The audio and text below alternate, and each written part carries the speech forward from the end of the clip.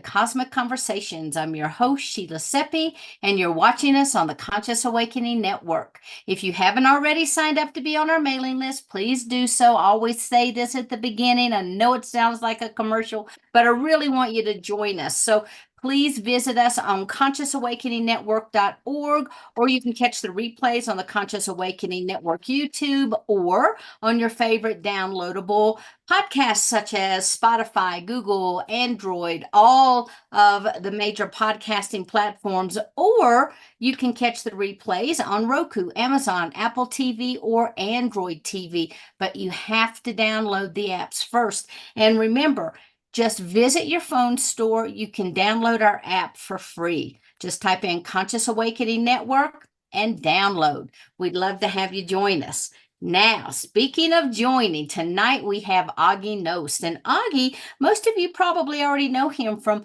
Broadcast Team Alpha, but did you know that he grew up on a farm in Norway?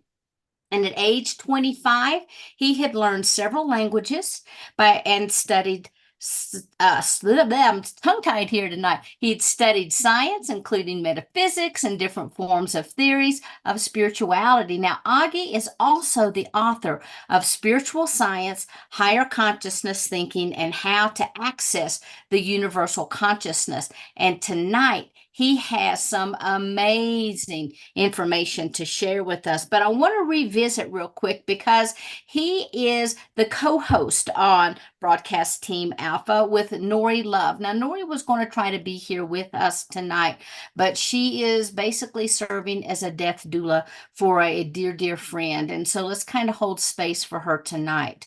But the two of them together on Broadcast Team Alpha help to reprogram your mind, and that helps to create everything. So everything that people know may be wrong, and they help you find out the truth.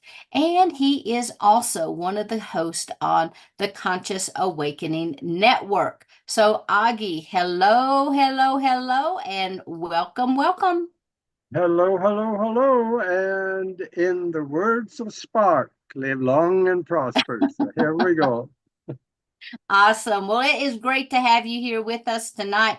So Aage, I'm going to just turn it over to you because talking to you before the show, you have some absolutely fascinating information you're going to share with us. So I can't wait to hear it. Well, yeah, but please, whenever you feel it is appropriate, just come right in and break in and have comments. And I love to hear from the people in the audience too, because there's brilliance and there's pearls out there that don't see the daylight unless you open your mouth and let it out. Okay, so let me ask you this. Do you want people to, if they have a comment, just to go ahead and raise their hand? Uh, if that works for you, it'll work for me. So Okay. yeah, yeah, All right. yeah. That'll be good. And I know these days we are going through some really tricky times, and I really appreciate you here being in the audience and not sitting watching the political debate, because at least you know what is important. I got two hands up there. That's good. All right. Yeah, because that debate, we can see that later. We don't need to see it tonight, because tonight there's going to be things that I talk about that's going to give people a little different hope than they've had before. Because there are things going on in this world right now that is, it looks like it's going to go off the cliff at 400 miles an hour. But I'll tell you, it won't, because we are not the only ones creating in our reality. We have some help. And I would like to tell you a story. And at the end of the story, I'm going to tell you why I told you the story. And this story comes out of North Dakota, right outside of an Air Force base in North Dakota, as Minot. And you know, we have silos with large candles. 40 meters long candles in the bottom of it. And we are told that is for the defense of our country. Yeah, probably some of it.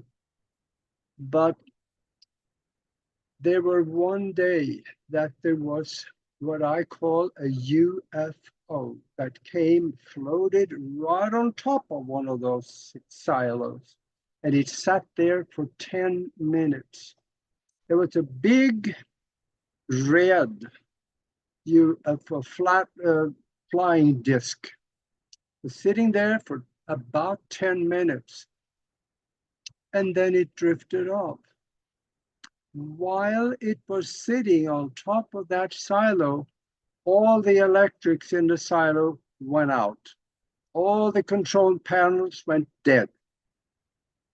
And after they got the electrics on, they found out that the material in the tip of that candle, I'm trying to be politically correct here so that YouTube doesn't get totally constipated about what we talk about.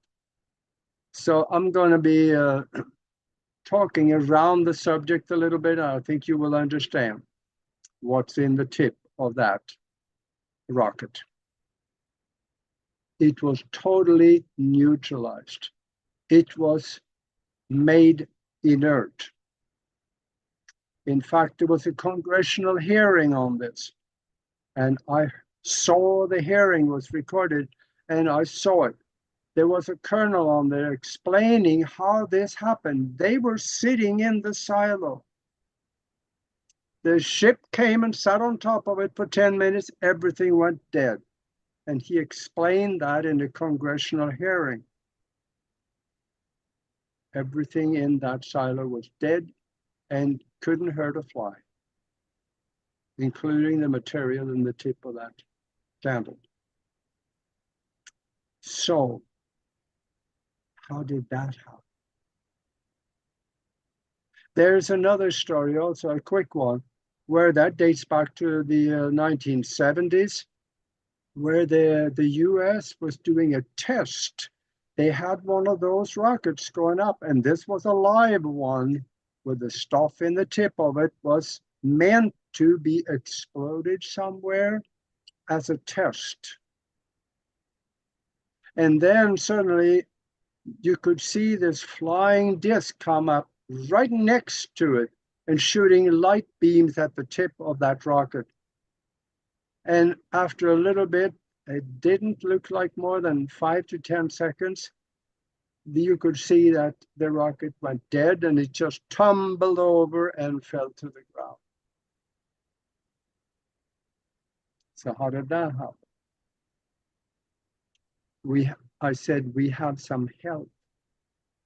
There was radioactive material in that tip of that rocket. And now think on those two instances and then bring it to the present now. There is, well, the present now is a little, it looks strange and it looks very dangerous. The United States government have said we are going to war in 3 months, and that was about 2 weeks ago they said that. And I saw a video here the other day that there was a train going through Louisiana, New Orleans, I think it was, and the train kept going and going and going, and there were hundreds of tanks sitting in the back of that train. They're going to the East Coast and they're going to send them somewhere. So they're planning for this war, they said, in 3 months. Then again, the Russians have said that if we find NATO soldiers on the Russian soil, we are going to engage the new option. that will set everything off if that happens. So now, people are in contact with extraterrestrials. I know personally actually three of them right now that is in fairly recent contract, and they have been told that by the extraterrestrial that we cannot allow an all-out global war like that to happen because it will kill off all life on the planet.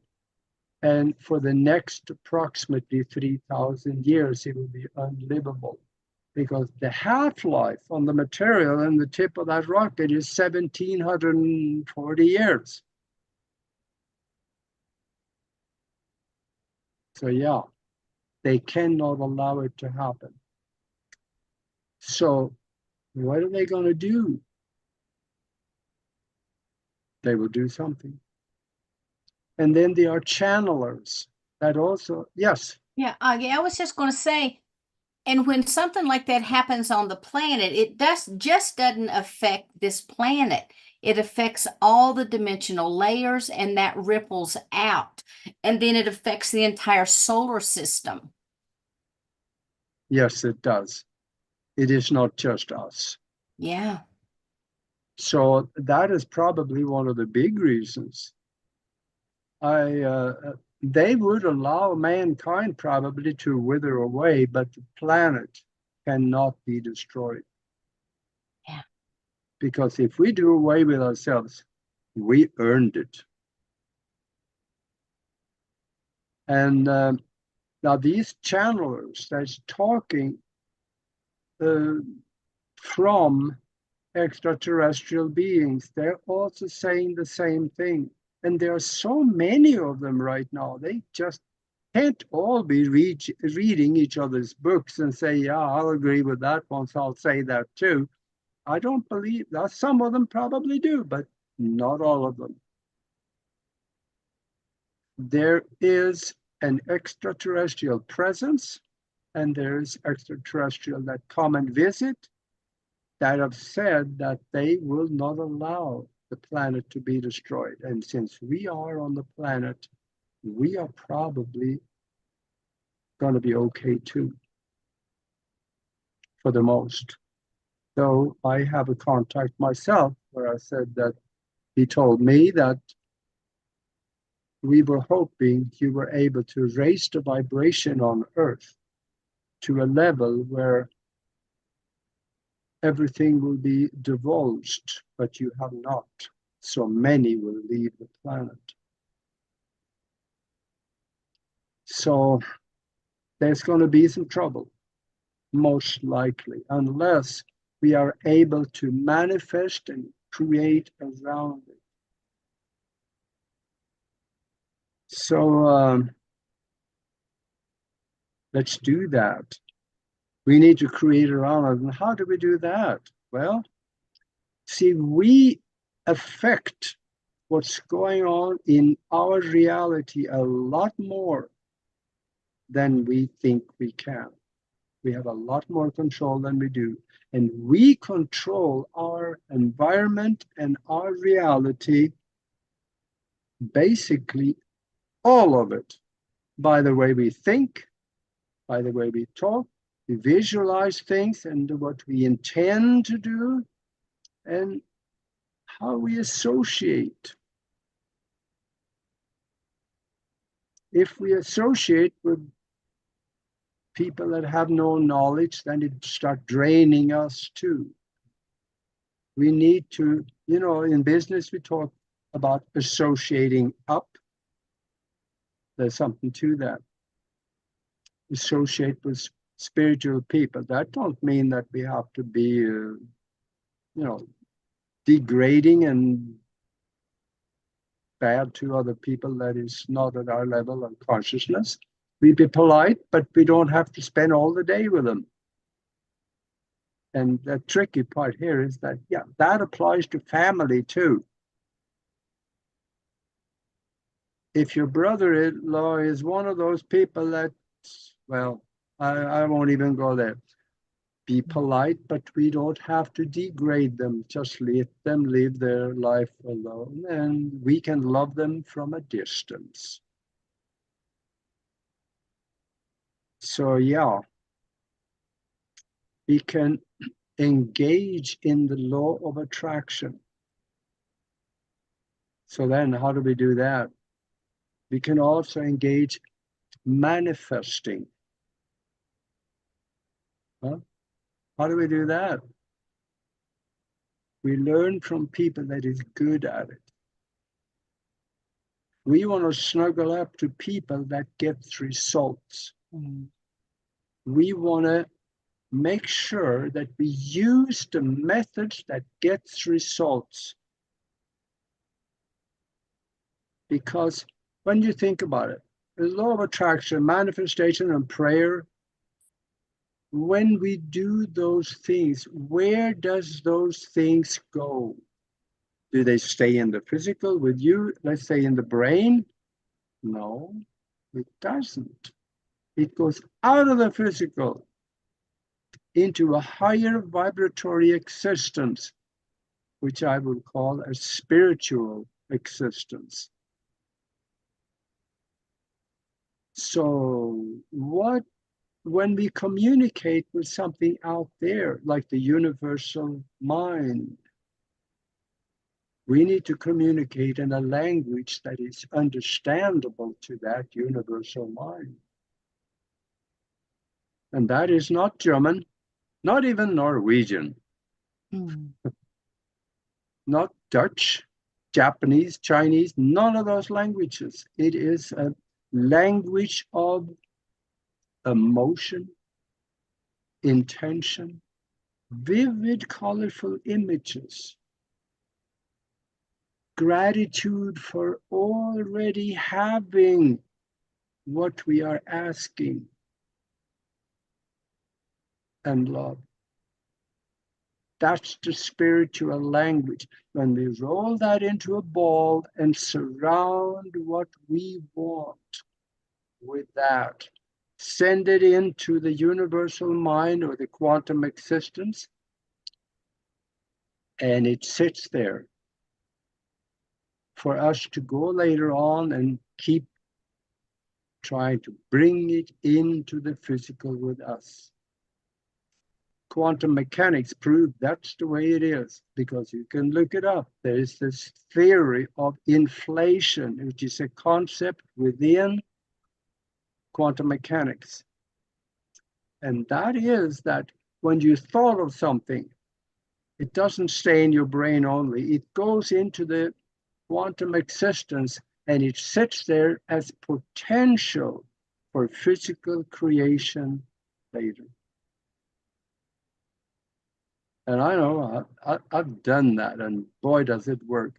But there's a little bit of work with it, because you just don't think about something once and then it's sitting out there and then you forget it. Well, it could work that way, but unlikely. We need to work on it. We got to go back and remind that universal mind that we still want that. But we don't come there on bended knee and ask, please, because that comes from a level of lack. We know once we thought it in a mind-created universe, once we think of something, we visualize something and place it into the quantum existence, it is ours. It is already ours. We can bring it home. But we have to believe that it's possible. And that is something that we may have to practice a little bit.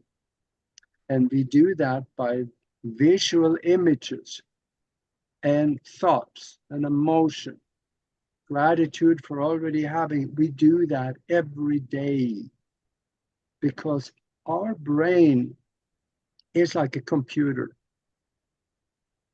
Whatever you have done in the past is recorded here, every bit of it. Just like the computer you're sitting there looking at right now.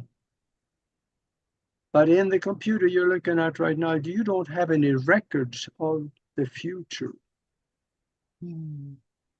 This one doesn't, this brain doesn't have any records of the future either, but through there are functions of the brain that can lead you or open up the funnel to the future where you can access things in the future and bring it back.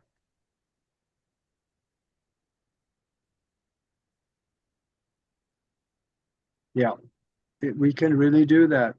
And then there is this thing called prayer.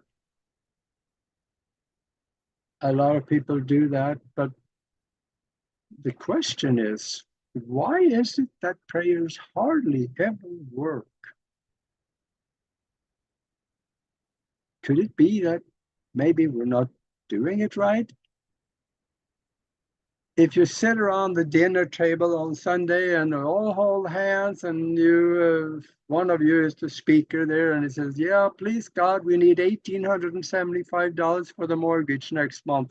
Okay, pass the butter, Martha, I'm hungry. That thing's not gonna really go anywhere. You gotta engage the spiritual language again. The church don't teach you how to do it. Government definitely wouldn't teach you how to do it, even if they knew. Because that spiritual language, for us that know we can use it and things start changing in what we want in our reality. I only know, well, actually, Greg Braden is starting to talk about exactly that spiritual language and how to do prayer so it actually works. But there is one other guy that I know was teaching the people how to do it and get results every time. And that guy was Moses. There is 12 books written that is accredited to him. Number 11 and 12, the only two copies of it that anybody know of is housed at the Vatican and they won't let anybody see it. I have book 1 through 10 on the shelf. In book number, I believe it is number 6 or 7, I think it's 6. He writes about how to pray and get results every time. And now dates back 2,800 years or so. But there is also a recent one, and that is, I'll talk about that later. Let me stay on Moses here. Let me tell you what he wrote in that book on how to pray and get results every time. And he said, first, do not flaunt your prayers in front of people who mock you. That makes sense. If they make fun of you, it takes away your perfect vibration in relation to what you're asking for. And then he says, go in your chamber. He didn't mean go in the closet and close the door. No, he meant go within your chamber. Go within. And then he says, know what you want. If you don't know what you want, how in the world can the universe help you? And then he says, speak it aloud with emotion so the tears flow. That is the emotional aspect of manifestation, law of attraction. Emotion is a carrier of thought from the physical into the quantum existence of the universal mind. And then Moses says, no. it is yours. Don't waffle. It's kind of like going to the internet when you're going to buy something. You go to the internet, you go to their page, you go and you find the stuff that you want, and then you go to the purchase page and you give them your credit card, and then you go through all that and you click buy. Okay, you expect it to come, right? You don't call them back the next day and say, am I really going to get this? That's almost funny. No, you know it's going to be there. The same thing with prayer. Once you have done the prayer, you put your order in and you expect it to be there. And then the last thing he said, leave it to God. In other words, let go.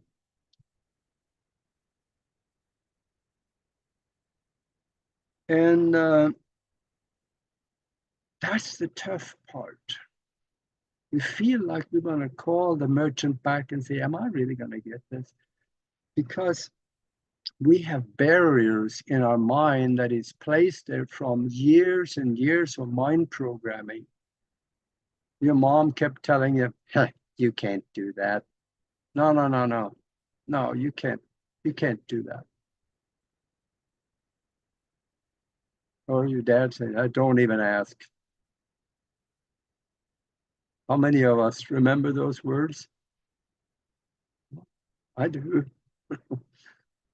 But there is, once we start changing the way we think, and I do that by meditation every day. I have stickers on my computer app here about things that I remind myself to do during the day.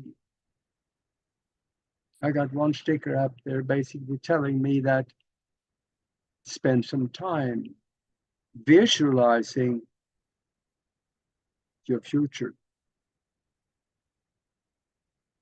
There's got to be 100 books out there say, be happy with what you have, stay in the now. And that is absolutely true if you have everything you want right now. If you stay in the now and you're happy with what you have right now, how can you expect to get anything different? Because your brain is a record of the past. If you are thinking only about what you have had in the past, there's brighter people than me that say that if you're only thinking about the past, that is a predictable future is going to bring. Listen to Joe Dispenza. He talks very eloquently about that. So this is what we do on the mastermind on Sundays and Mondays and Wednesdays. We are engaging the universal spiritual language. And we are creating things sometimes out of seemingly nothing. We have had people have spontaneous healings. The lady had back pain for 35 years. In one session, she had felt it a little bit, she said, but the next day it was all gone.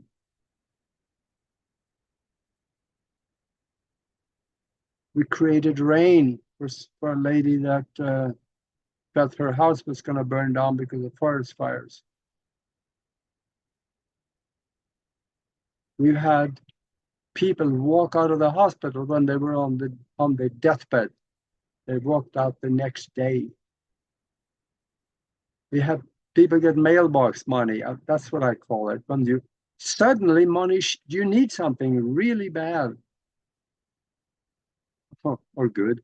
One lady, she needed $400 to fix her car, and because the car wasn't running. So we did this thing on abundance.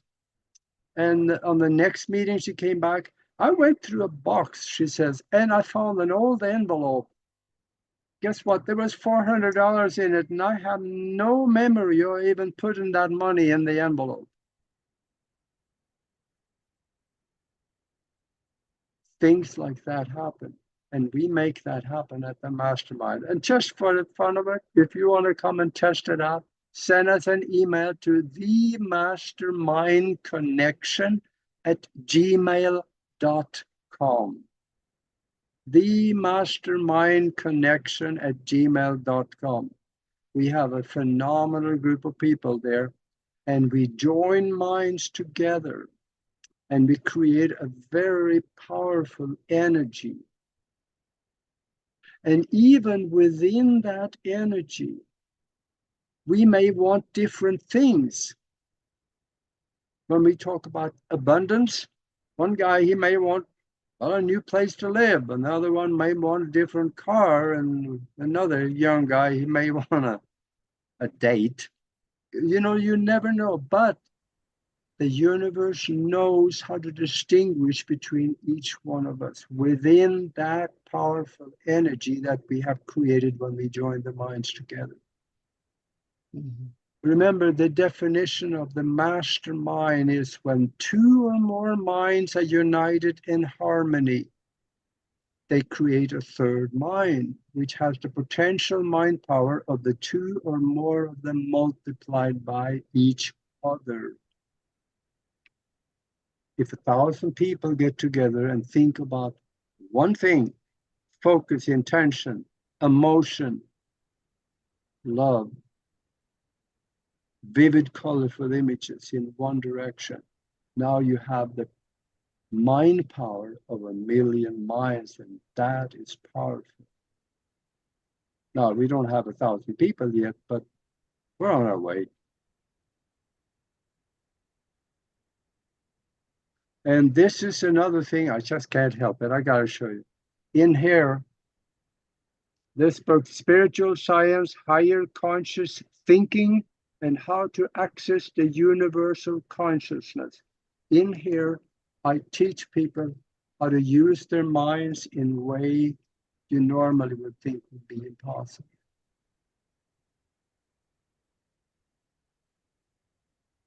So I wanted to ask Aage, when you're doing this manifestation, is this similar to what Lynn McTaggart writes about with the power of 8? no, I don't know exactly. We don't intend it that way, but maybe that's another thing that could be added too. I'm not sure. I don't know. Yeah, I was just kind of curious. I think with the power of 8, you have at least 8 people who get together and you focus your attention. Like one person will speak something and everyone focuses their attention on it. Prayer, meditation, whatever comes up for that person. And they're just singly minded, the whole group focused on that one thing, and then time's up and they go to the next. Or do you guys just have like a theme? Like, so today we're going to drop into abundance or gratitude or whatever, and then everybody focuses on that? Yeah, first of all, we go into a meditation, a meditative state of mind, and I guide them into joining minds together to create the energy.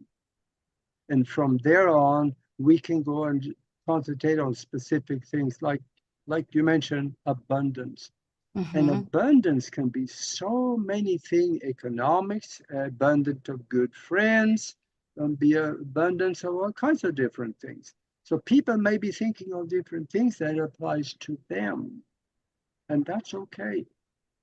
And personally, I believe that the more people, the stronger the field would become.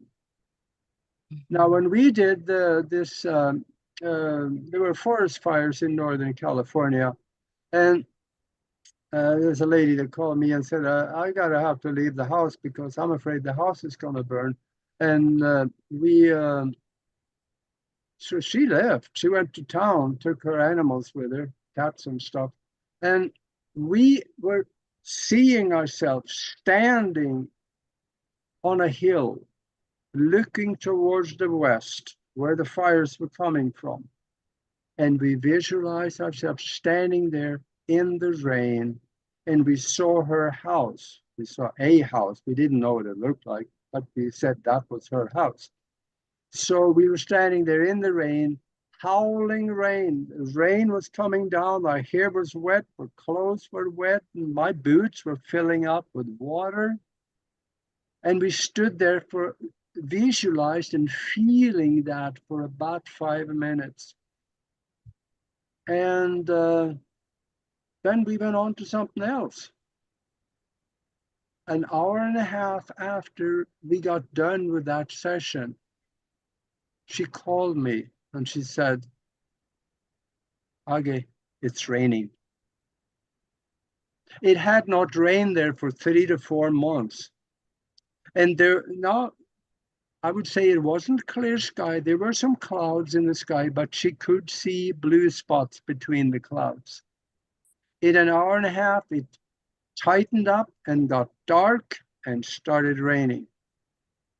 So one of the things, if I hear you correctly, that you're suggesting that if we as individuals and possibly as a group focus on disarming silos or focus on different decisions being made, that the possibility of that group synergy increases exponentially.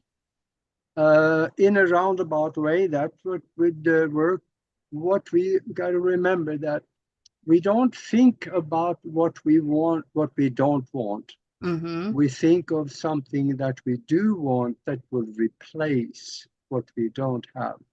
Mm-hmm. And that is why in a lot of our meditation, we dwell on the word peace.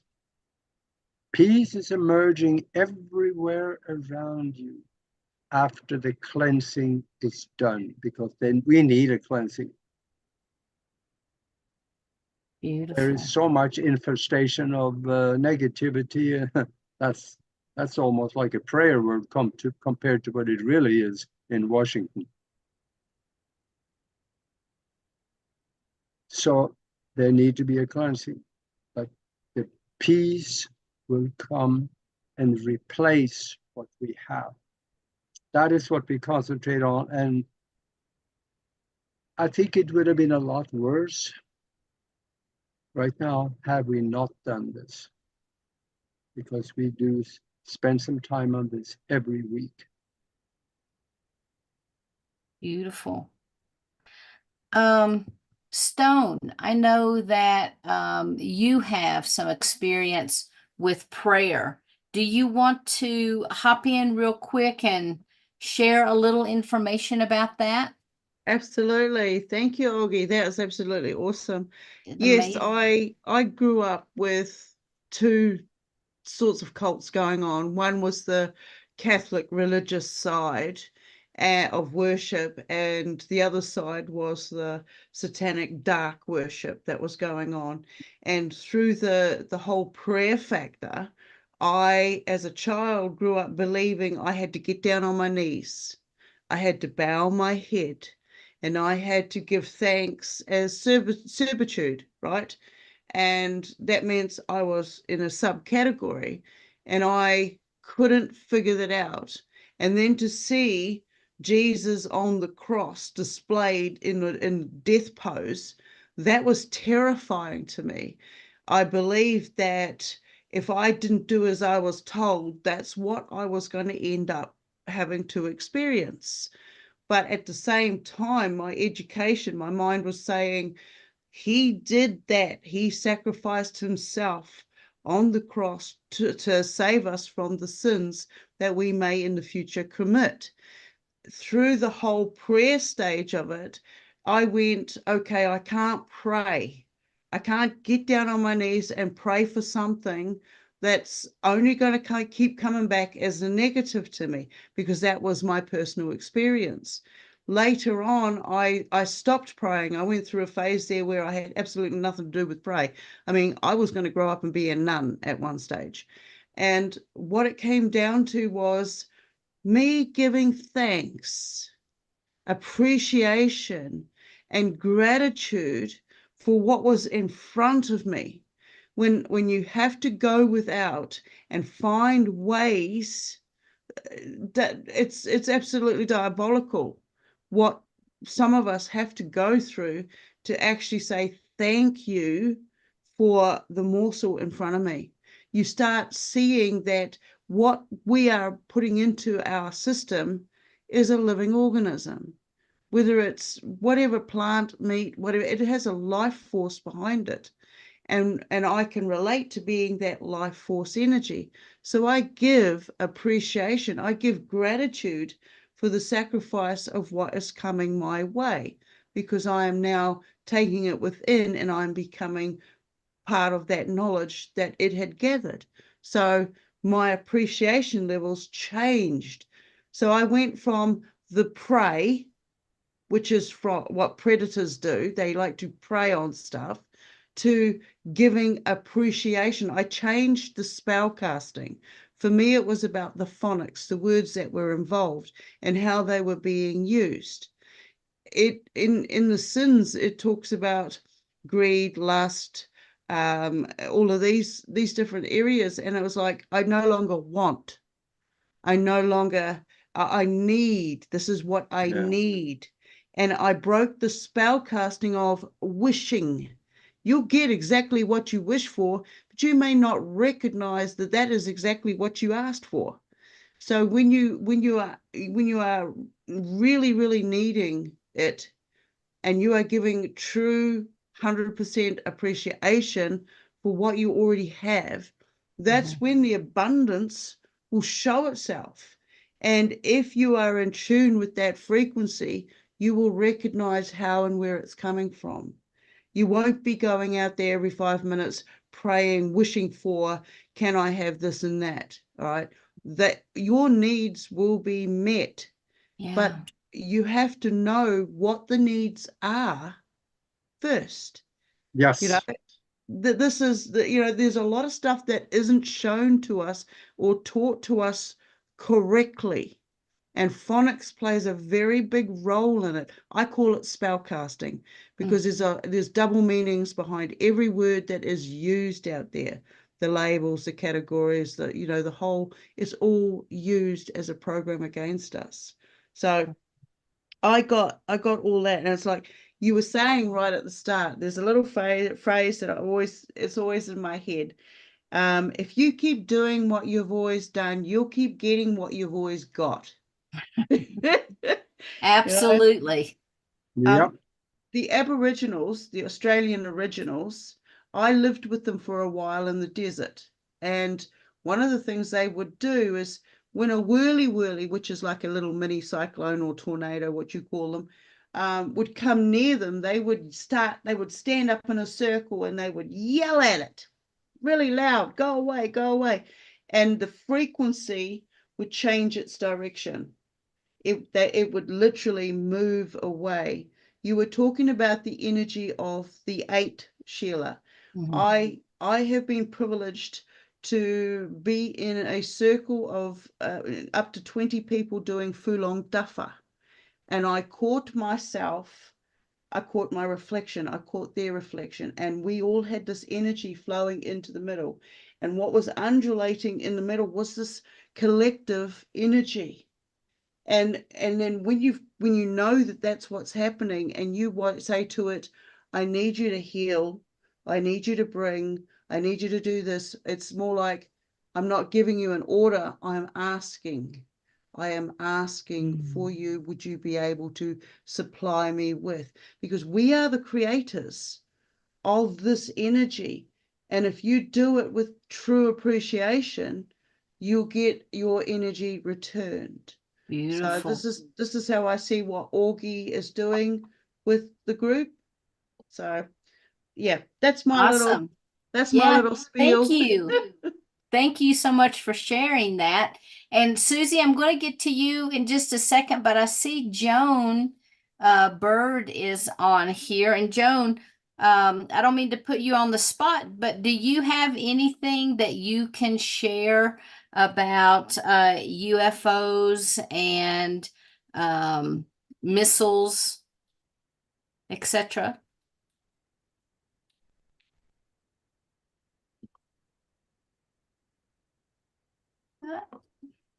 You're muted, no, Joan. Oh, I can't get her unmuted either.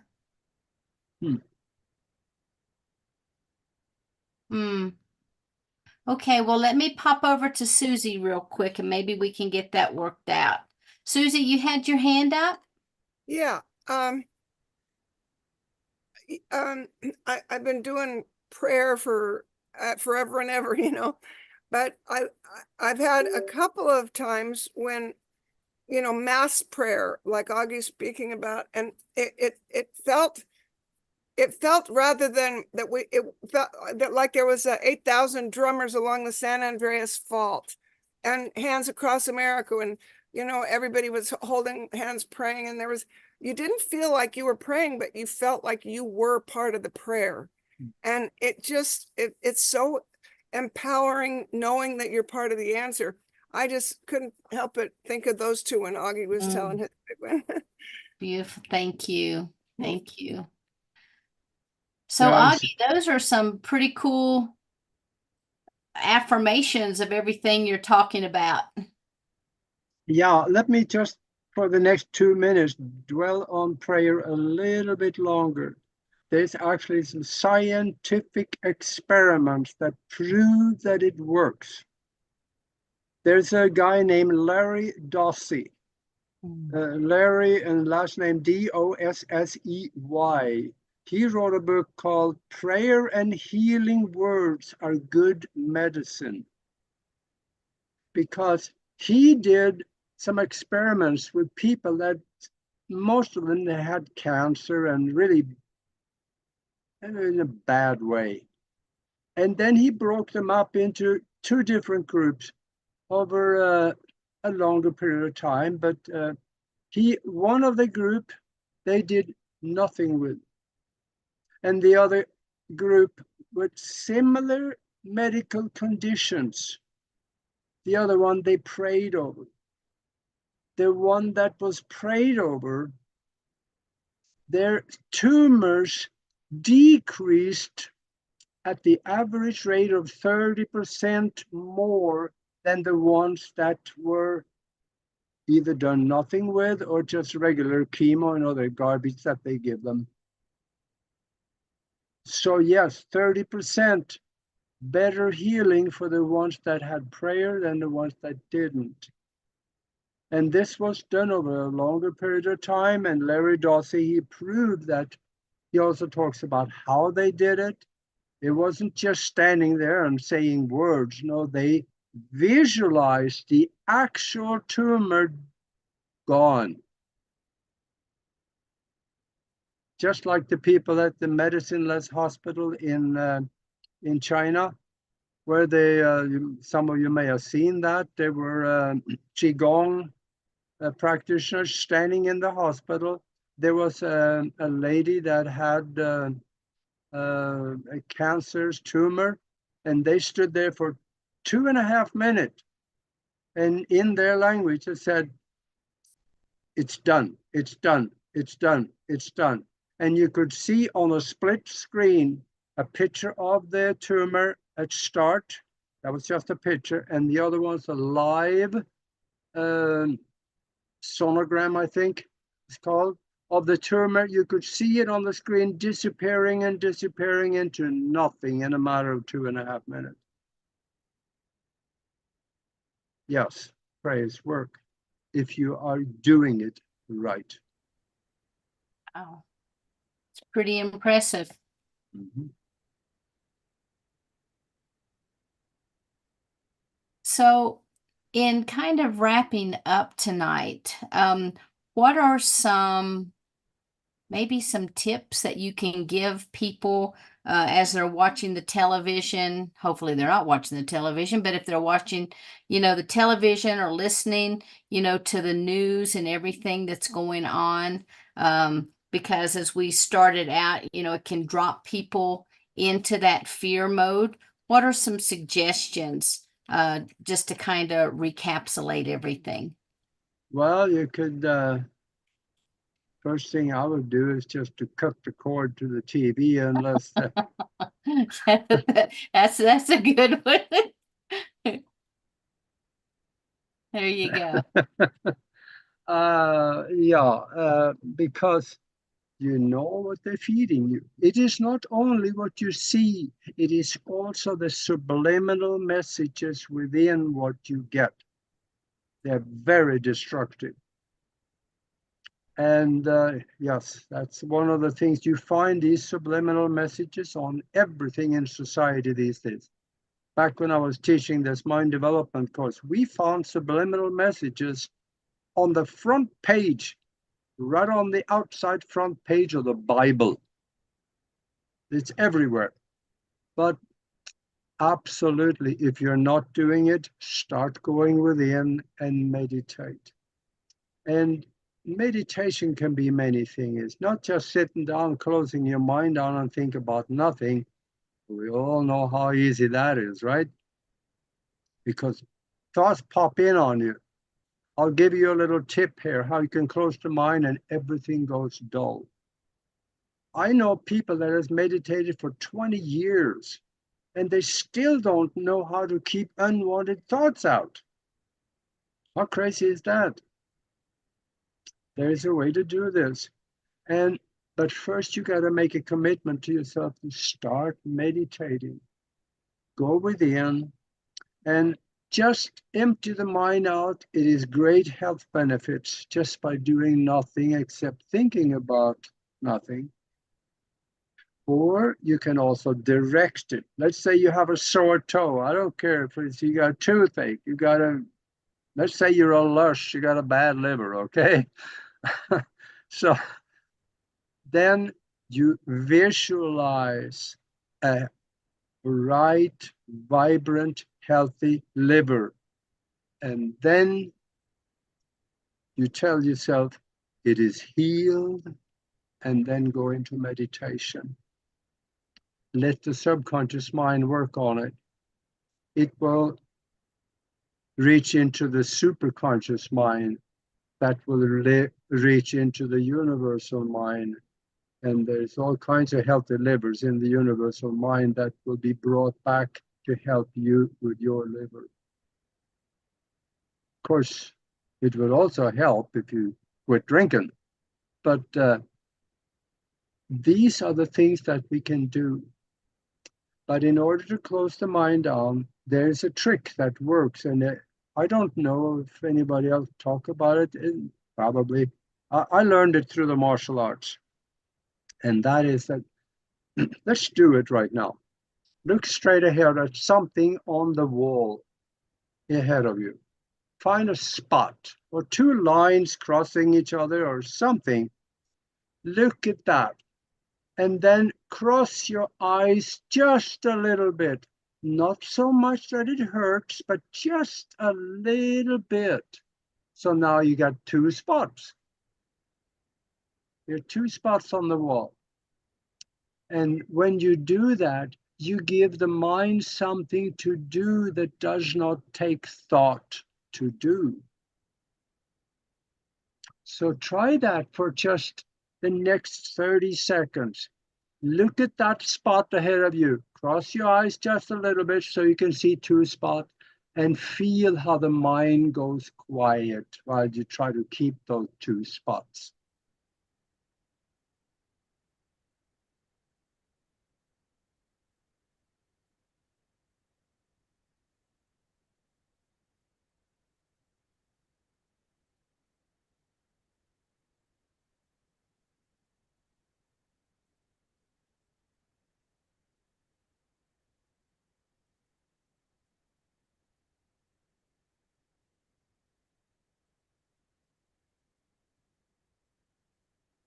Did that feel like the mind was a little more quiet than it otherwise would be?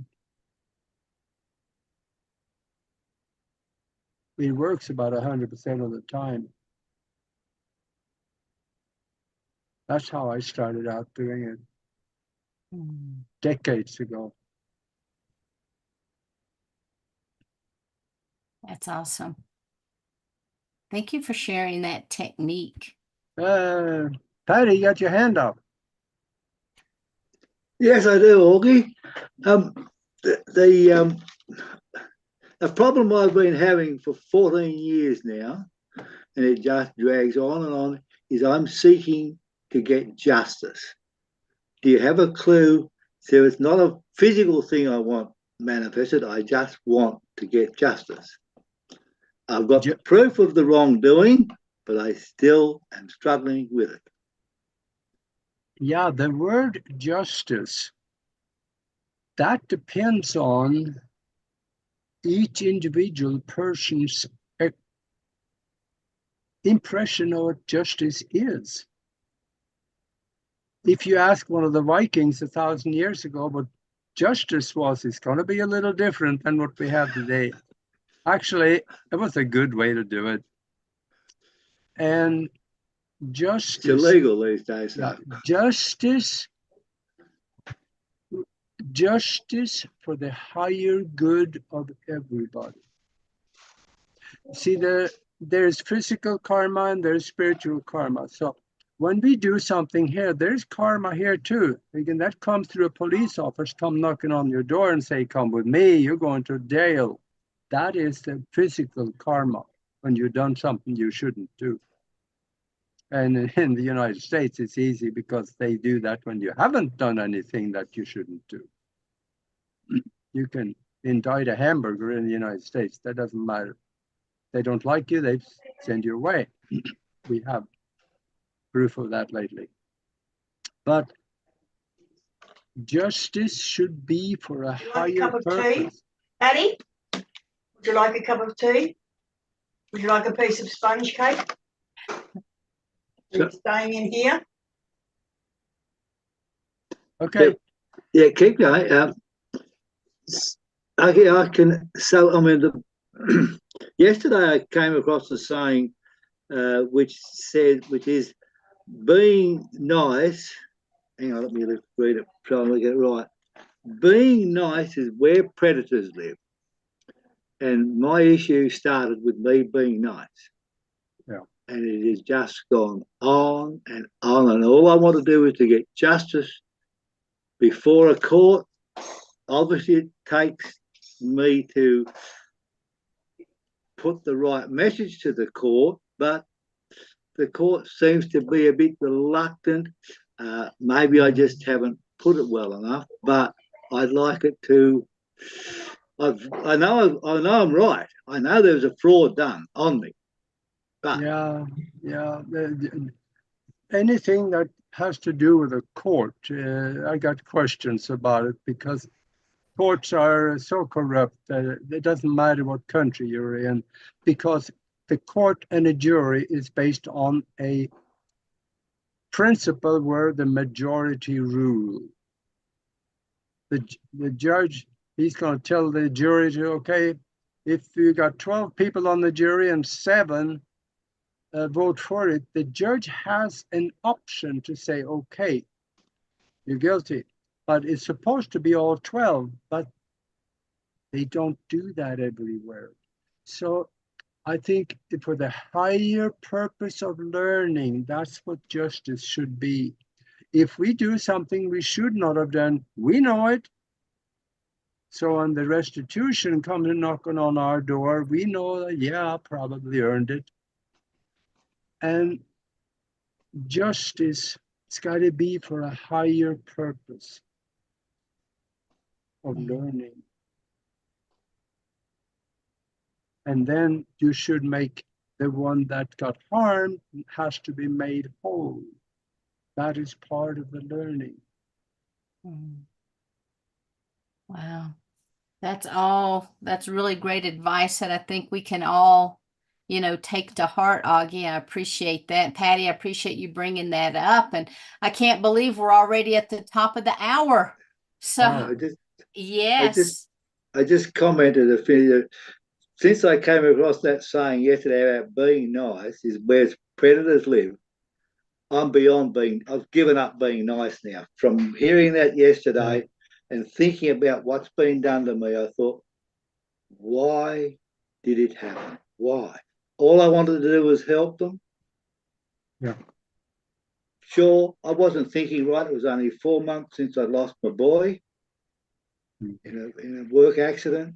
And I thought, I didn't. I just wanted to try to fit in somewhere again. I was just lost. So I decided to help them, and I wound up in 14 years of just ongoing. If I can have another 45 seconds, I want to say something to people that have had something like that happen. We live in a mind-created universe. What in the world would that mean? That means that our mind, not our brain, but our mind in cooperation with the universal mind creates everything around us. Somewhere in our mental fabric, we allowed and we had a belief that allowed for these things to happen. If we accept that life is not fair, boys, shit happens.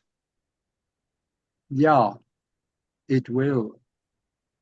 But if we totally are focused in meditation and intention on good things and believe good things will happen, chances are we'll avoid a lot of the stuff that otherwise might happen. Because we create our reality, just like Stone Hobbit said. Beautiful. Well, thank you so much, Augie, and thank you for being our guest tonight. I appreciate it. Susie has a song for us, but before I bring her on, can you tell people how they can find you? Okay, well, I am on the broadcast. If you want to get in touch with me and make contact, just go to broadcastteamalpha.com. And if you want to get a hold of Nori, she is also there. We're co-hosts and we got that thing together. So, and also we are on YouTube, Broadcast Team Alpha, and we'll be going live next month on Thursdays at, gosh, what was it? It was 4 o'clock West Coast time and 7 o'clock East Coast time, and I don't know what it is in Australia. I think that is probably 17 hours away, so you can figure that out. But we are totally available. So we communicate with people. And if you have questions or if you need help with something, I think very shortly Nori's going to be more available too, and her situation there is over with that person she's taking care of. And here's for those of you out there that had a alien implant, she's a hypnotherapist. Go check it out. Find out how did it get there and why did it get there, and that could be an interesting journey for you. And if you want to have a look at the future, do one more thing, and that is, I've been a hypnotist for over 50 years, but she's doing something that I've never seen anybody do. And that is, she takes people, put them under hypnosis, take them forward in time so they can meet themselves and have a conversation. Now, that's an interesting situation. She had some really good results with that. I've seen some of it. Anyway, I don't know that. I'm done. Well, awesome. Well, thank you again so there you go. much. There you go. There's the book. That's if right. you want to teach your mind how to work like nobody else's mind, there's the way to do it. Because and I am totally available to everybody that buys the book. I answer questions and I help them out in whichever situation they may end up in. So lots of good universal knowledge in there. Thank you for bringing that out and Yeah. for sharing everything that you did with us tonight. It looks like Susie must have dropped off. So I guess what we'll do, everyone, is I want to thank you so much for being here with us tonight. Whether you're watching us live or on replay, thank you, thank you, thank you from the bottom of my heart. And we look forward to seeing you next time. So until then, namaste and much love, everyone. Good night. Thank you.